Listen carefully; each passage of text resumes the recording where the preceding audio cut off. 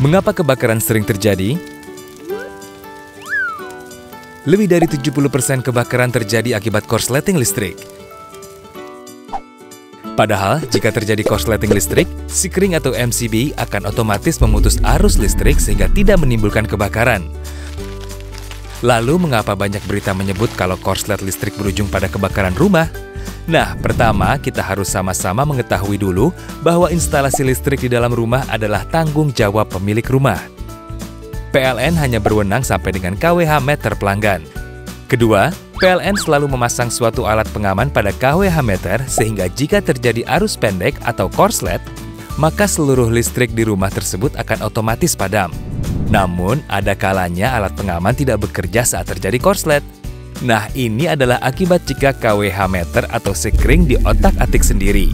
Salah satunya apabila MCB yang ada di kWh meter diganjal atau di-bypass untuk memperoleh daya yang lebih besar dari daya kontrak. Apalagi jika pelanggan menyambung langsung listrik dari jaringan PLN seperti yang sering dilakukan untuk pos keamanan. Waduh, tindakan ini juga sangat berbahaya karena tanpa pengaman. Musim kemarau panjang sering mengakibatkan alat-alat elektronik di rumah lebih mudah panas. Alat elektronik yang panas ini juga membahayakan karena bisa mengakibatkan ledakan kecil atau bahkan besar. Lalu, apa yang bisa kita lakukan untuk mengamankan instalasi listrik di rumah agar terhindar dari kebakaran? Jangan otak-atik meter listrik sendiri.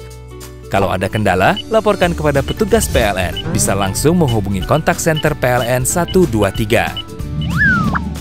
Cek instalasi arus listrik maksimal setiap 10 tahun sekali. Jangan sampai ada kabel rusak karena panas atau karena digigit tikus atau karena alasan lain. Serahkan kepada pekerja instalatir yang paham instalasi listrik rumah. Cek steker di rumah Anda. Jika sudah terdapat warna kehitaman di sekitarnya, segeralah ganti. Jangan menumpuk steker secara berlebihan karena akan menimbulkan panas berlebihan dan berpotensi menimbulkan kebakaran. Gunakan peralatan listrik yang berkualitas. Jangan terkecoh harga yang murah padahal kualitasnya rendah. Jangan dekatkan peralatan listrik dengan benda-benda mudah terbakar seperti gas, gorden, atau kertas. Jangan biarkan kontak peralatan seperti TV, setrika, atau charger handphone menetap pada stop kontak pada waktu lama, dan hindari menggunakan tusuk kontak terlalu longgar. Apabila kebakaran baru saja terjadi, jangan panik. Segera hubungi pemadam kebakaran dan kontak center PLN 123 untuk memadamkan listrik di area sekitar rumah yang terbakar. Usahakan Anda memiliki alat pemadam api ringan di rumah dan pastikan isi dari alat tersebut diganti setahun sekali. Segera putus aliran listrik di rumah dengan mematikannya langsung dari Sekring panel pusat di rumah. Jika api telah menjalar atau sedikit membesar, gunakan alat pemadam api. Jangan gunakan air atau alat lain jika listrik belum mati. Jika api sangat besar, selamatkan diri Anda dan tunggu pemadam kebakaran.